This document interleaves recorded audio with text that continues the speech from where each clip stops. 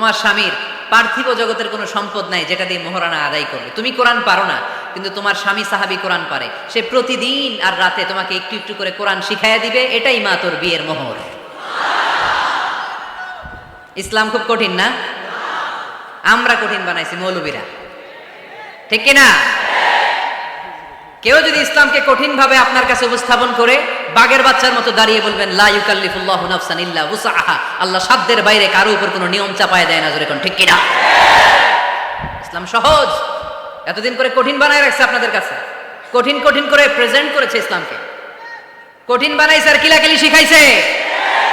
কিলাকিলির দিন শেষ। আর আমরা কিলাকিলি করতে চাই না, আমরা চাই ঐক্য। চিল্লায় বলো ঠিক কিনা? কিলাকিলির দিন শেষ, গোজামিলের দিন শেষ, ভুল বুঝানোর দিন শেষ। জনগণ সচেতন, জনগণরে ধোকা দেয়া চলবে